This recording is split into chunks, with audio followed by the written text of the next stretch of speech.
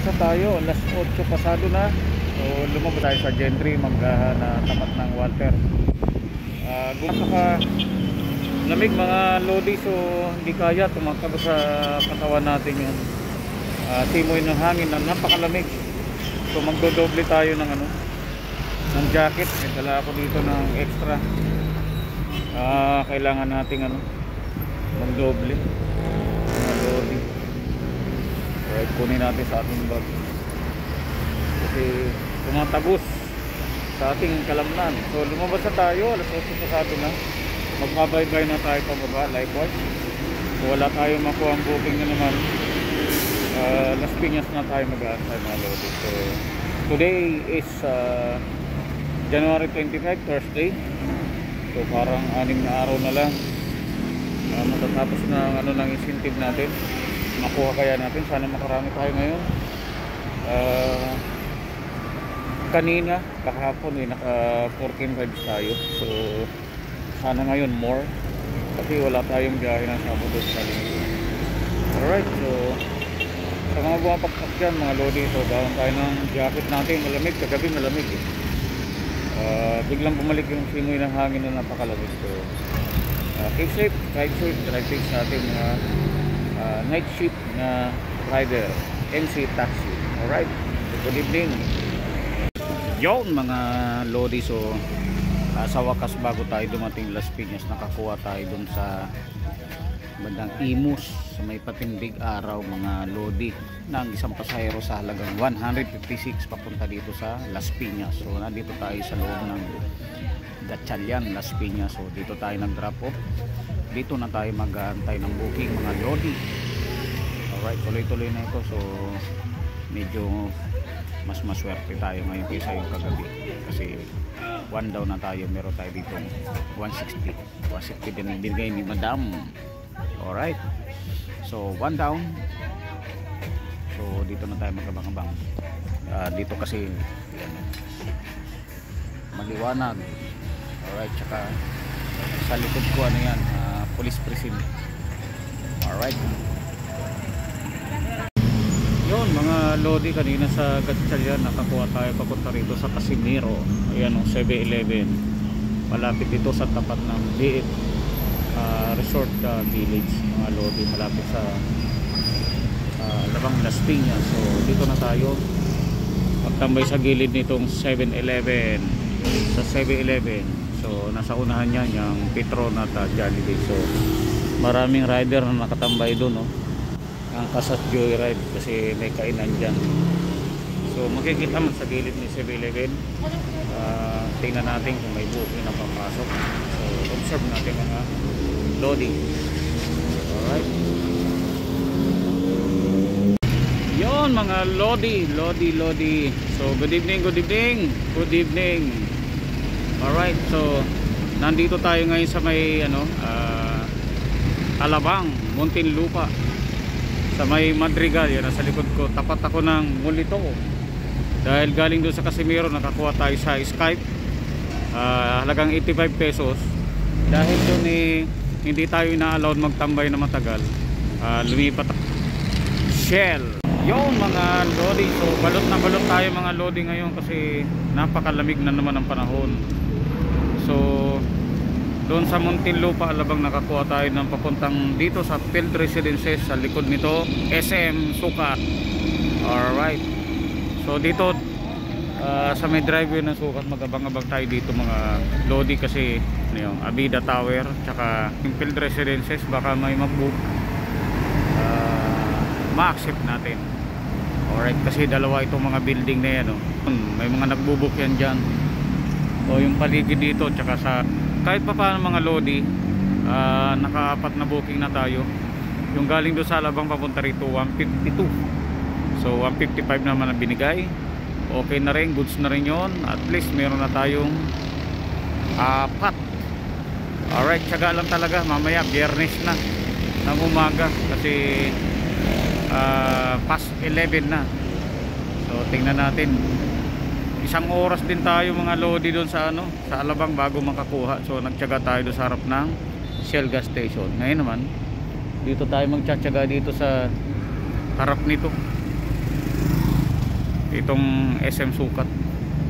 Okay, alright, so tiyaga lang talaga ang biyahe natin sa gabi. Alright, so inaantay natin yung panlima. Parang gusto ko sanang mabump doon sa may Olivares, sa may 7-Eleven na tinatambayan ko, pero nag-decide ako na dito na lang para pag mainip ako, madali na lang mag U-turn papunta sa may Terminal 2. Alright, hindi pala U-turn yan, kaliwa na lang pala ako dyan, sa kanto na yan may stoplight yun. Okay, alright, so tiyagaan talaga, kaysa naman takbo ng takbo tayo mga lodi, sayang ang ating gasolina, mahal pa naman. Alright, so keep safe, ride safe dyan mga kasundo. ka-MC Taxi, kahit anong kulay ka, mapapula, light blue at kulay asul. Alright, so syempre pare-pares lang naman yan, maghahanap buhay, depende lang kung ano talaga yung napili niyang platform. Alright, yon, good morning, good morning. So ang tagal bago masundan yung ano natin, booking natin. So nakalimang rides na rin tayo kahit paano mga lodi. Yon, malamig uli ang umaga. So nakapagatid tayo sa East Service Road doon sa may Sukat. Galing siya ng Baltao sa may Vitalis Compound, sa malapit sa Kaap mga lodi, halagang 185. So sinunggaban na natin, tapos bumalik tayo dito sa may Santanag. Alright, kasi doon meron yan teleperformance, may ano yan dyan, may call center. Tapos malapit tayo sa SM Sukat, nandoon. Ito kasi Walter to, sarado na yan. So may Ibex dyan, so may pwede tayo mga pasahero na makuha dito. Yun, so anong abangan natin, booking rides number 6. Isang oras kalahati tayo mga lodi bago nasundan ang booking natin, pero okay lang yun dahil sa tinambayan natin. Nakakain tayo ng bagong lutong pansit bihon. Masarap yung bihon nila doon, halagang 20 pesos. So at least nakapagmerienda tayo, snack, hindi tayo matotom Jones. Yun, alright, kasi dito may mga posibleng dito mga lodi, kasi may Starbucks dyan, may Jollibee dyan. Alright, yun. So mga lods, kung mga inaantok na ang mga bumabiyahe dyan, magkape muna. Alright, so malamig uli ang panahon ngayong umaga, napakalamig mga lodi. So yun, dito tayo, parang lilipat ako doon po sa may bubong kasi alamigan ang bumbunan natin, tuktok natin. So si Red yan. Alright, so dito tayo may bubong po tayo dito mga lodi. Yan o, panggabi lang na riders ang Sakalam. Alright, yun ang pinakamasisipag uri ng nilalang na MC Taxi na sa gabi, kasi 2 oras, 1 oras, 3 oras nag-aantay ng booking sa pagtsatsaga. Alright, keep safe, ride safe mga ka-MC Taxi dyan. Pula, mapula man, light blue at kulay asul. Alright, so keep safe, ride safe sa ating lahat.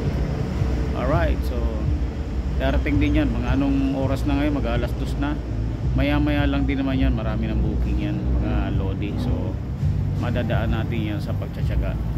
So mga food delivery, isa rin yung mga magigiting na nilalang matsatsaga, you know, mga Panda at Grab Food. Alright, riders lang ang Sakalam. Lamig Pops. So yun mga lodi, so good morning na, good morning.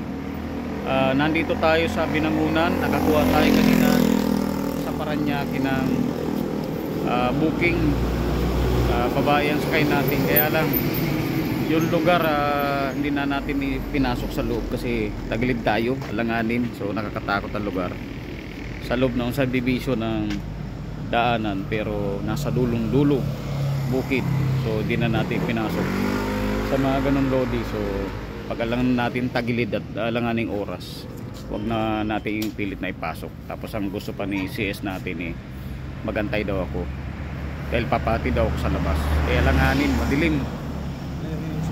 Yosi, okay. Wala, di ako nagsigarilyo pre. Sige, okay, thank you. Si Angkat, shout out si Angkas. Alright, so antay-antay ako dito. Alright, so sa mga kasundo dyan, matinding yung sa experience ko na paghatid, yung ngayon, so sundin natin na ating instinct. So yung lugar mga lodi, dahil mga 3:30 pa, dulo na ng subdivision, para may mga bahay sa na abandon, hindi na, walang kuryente, hindi natin alam kung may tao sa loob na namumugan. Tapos ang gusto pa nung ni madam, ipasok ko sa loob at magantay ako. So tagilid, alanganin, hindi na tayo inantay na lang natin ang bayad. So nagbayad naman si madam kasi ni-U-turn ko na, ini-ready ko na, hindi ko pinatay yung aking motor. So alright, so ingat-ingat mga lodi sa mga ganong sitwasyon. Sundin lang natin ang instinct natin kasi malay mo wala magagawa. Okay lang yun, mag-report siya at reasonably naman unang-una, hindi na dun sa eksaktong pin location gusto mong pababa ang CS. So kahit babae pa yan, malay mo may mga hindi natin kayang hulaan, kayang i-predict ang pwedeng mangyari pa kung ipapasok ko at ipipilit susundin ko siya.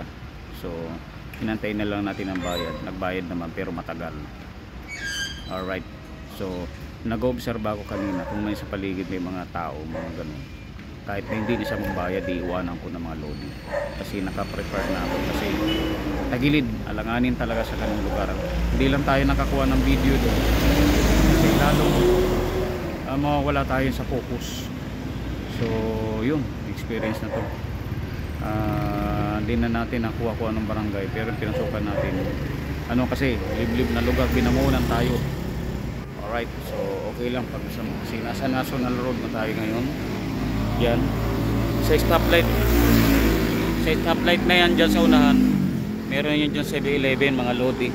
Tapos to may minute burger, so magkabang-abang tayo dito mga lodi.